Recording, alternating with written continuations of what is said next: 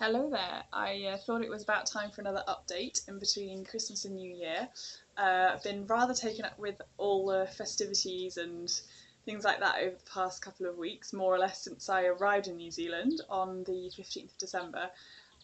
So I'm just starting to get back into uh, seek the change kind of stuff now, having been intending to get all up to date before New Year. It hasn't quite happened.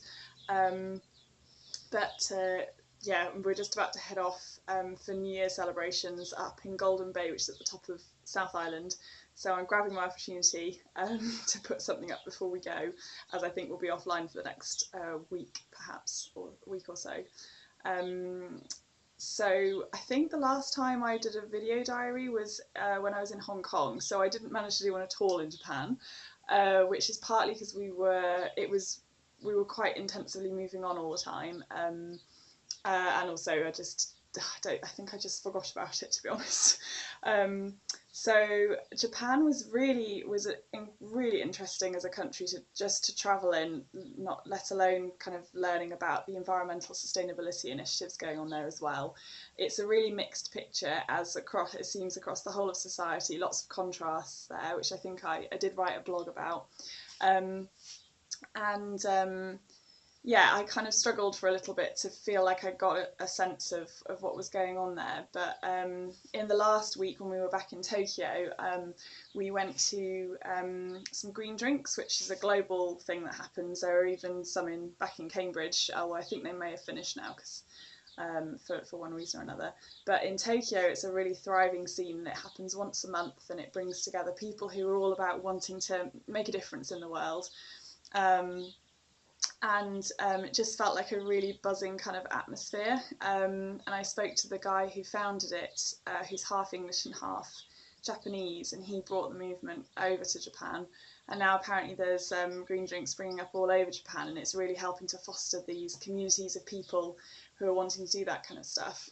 On the other hand, I was quite well. It's obviously a very there's lots of highly populated areas in Japan, and everything runs so well, and there's so much comfort and cleanliness, and the way everything looks is really important. Consumerism is huge, and that backdrop kind of made me wonder sometimes how sustainable people could be living in that society.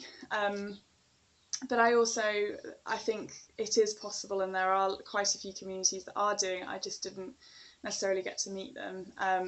There's a kind of phrase called mottainai, which is reasonably, I think, quite a strong sense there of not wasting things, which is starting to come back in a bit more, having gone out of public consciousness a bit. And obviously that's where the Kyoto Protocol was signed, all that kind of thing. So there's definitely positive things going on there, but it's been a big contrast since going from Japan to New Zealand, because in Japan, where it does feel like well, in the mountains there's not very many people around, but when you're in the kind of the flatter lands, it's just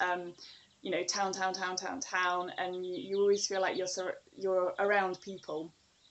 um, Whereas in New Zealand, it's just full of green spaces and very small settlements and beautiful scenery, and everyone seems to be, well, I've only met quite a select sample, but it seems like everyone is very outdoorsy and very connected to the landscape and very aware of what's a native species and what's a non-native species, what mountains are around them, what rivers are there, where you can get water from, all of these kinds of things.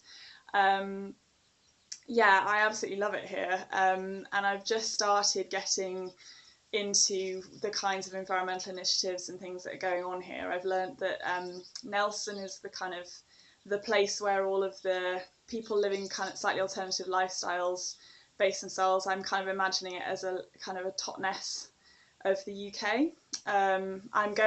We're going to Nelson after Golden Bay, so I'll be able to find out then. I'm potentially going to be doing a talk to a local transition group here in Timaru later in January, which is exciting, and it will mean that I actually get some summaries of the trip so far done, and it's great to see the transition movement over here. Um, and I've just I'm planning to be meeting a couple of people to learn a lot more about things going on in politics and society more generally to do with acting on climate change from Generation Zero. And then I'm planning to do a bit more research to see who else I can meet. I'd really like to meet some conservation organisations working here, because that's such a big thing about trying to keep the species that have come in, like rats and possums and stoats, which destroy a lot of the eggs of the native birds who lay on the ground. And it means that there's a big issue with trying to keep those invaded species down and allowing the native populations to thrive.